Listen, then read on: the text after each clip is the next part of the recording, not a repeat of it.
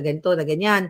So, pinag-usapan na rin natin yan last year eh. May mga napag-usapan natin sa vlog. Pero napapakita ko sa inyo, ang nangyari noong nagba-viral at trending na rin ito mga kababayan.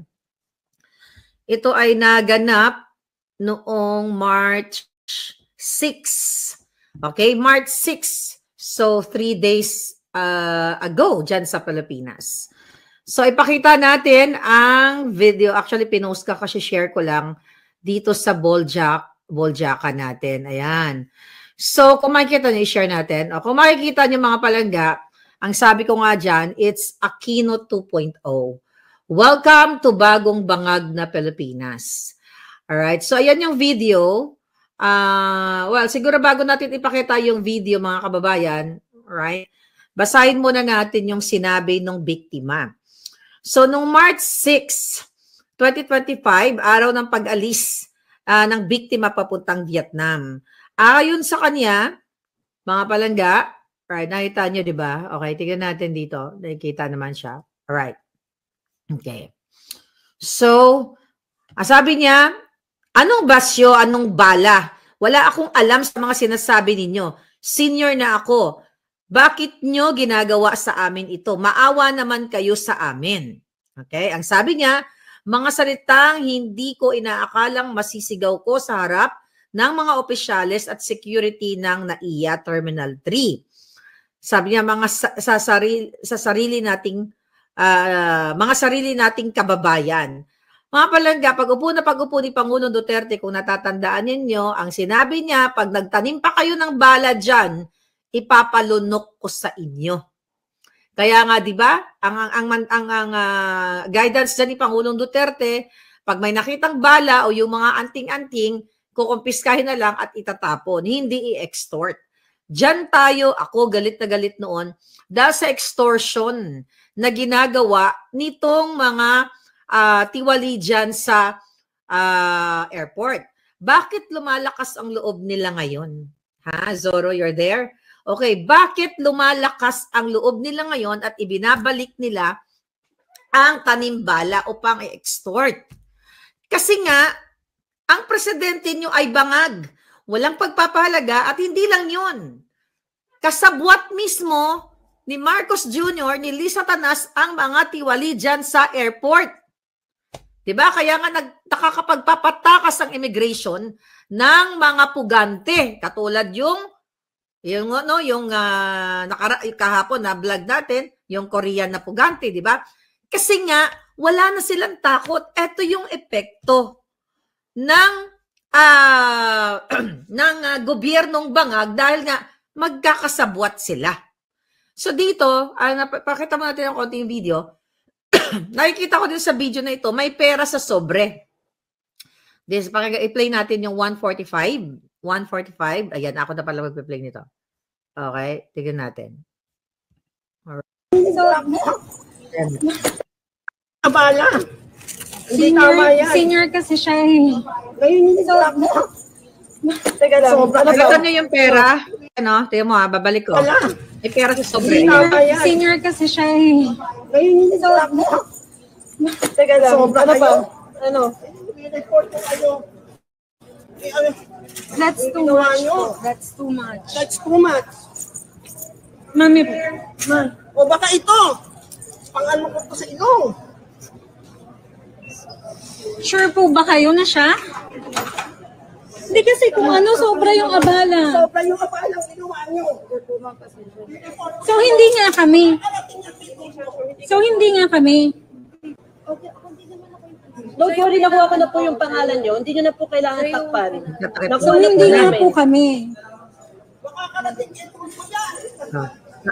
So, hindi nga po kami. Nay, hindi kahit po makarating kay Tulfo yan, wala na rin gagawin si Tulfo.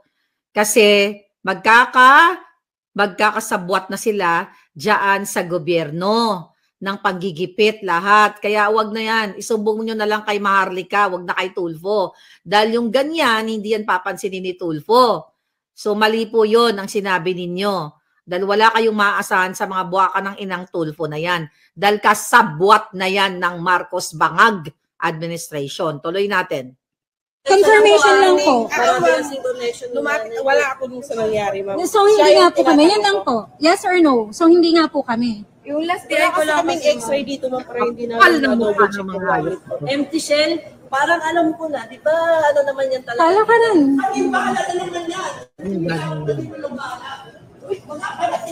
Kasi anting-anting, yun yung una ninyong sinabi. Sabi niyo magbasyo. Ngayong chinek, ano na? Bakit ninyo kami hinayaan pumunta dito? Kung meron kayo na check from there.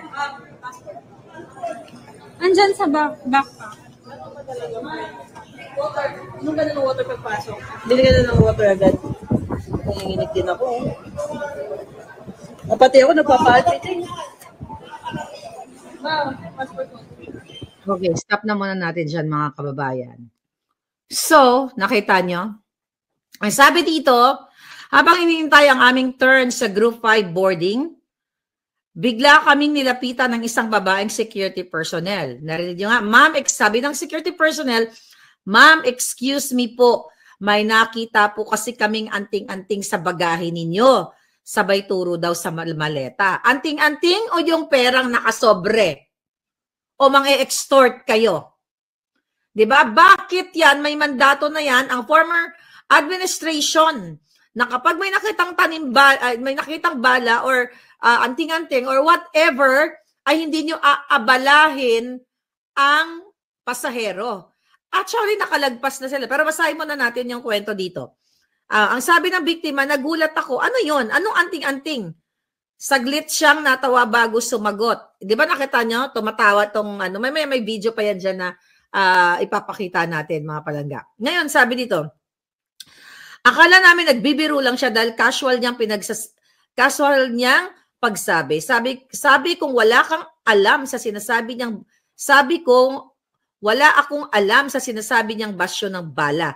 Kaya kung gusto nilang i-check ang maleta ko, gawin na nila rito mismo sa boarding gate dahil baka maiwanan kami ng eroplano. Ngunit, iginit niyang kailangan namin bumalik sa security area para sa inspection. Para nga naman, sa security area para magtago, magkubli ang mga buwaka ng ina kung sila ay mga extort o kung sila ay magnanakaw ng sobre ng pera. Sabi ng biktima, hindi ako pumayag, lalo na't paalis na ang flight namin.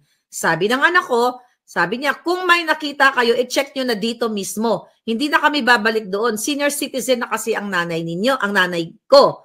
Narinig niyo yan sa video, di ba? Dahil nga, ang dahilan dito, siguro, dahil madidelay yung ano nyo madidelay yung kanilang travel. Baka sabihin, magbayad na lang kayo. Baka naman may 10,000 ka dyan. O 10,000, hindi ko na kayo guguluhin, para makakahabol niyo yung flight, magbayad na lang kayo.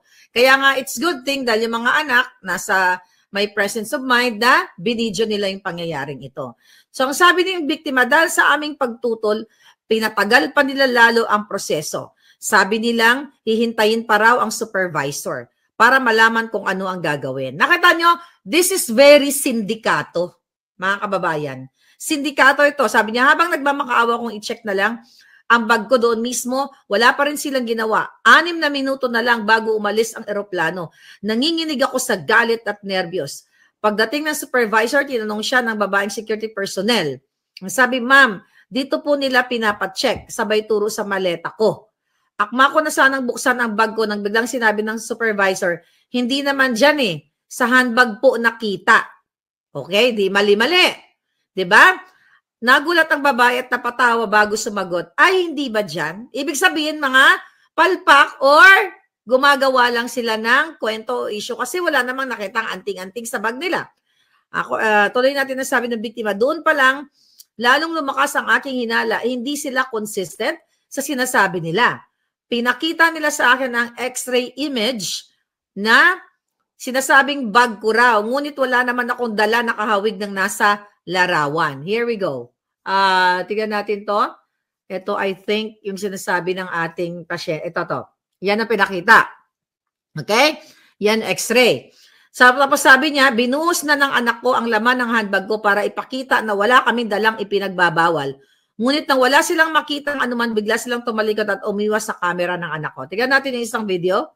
Okay? I think ito na ang pagbuhos. Ito. 43 seconds. Yan yung pera siguro nakita nila. Tignan natin to.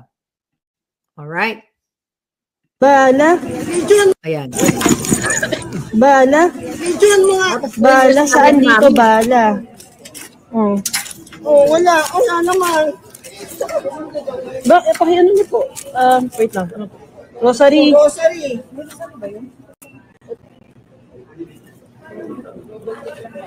Nako. Sinalit, di ba? Bala. Mukhang hindi. Hindi na yung proper. May relo po ba kayo, mami? Relo. Hindi ganyan.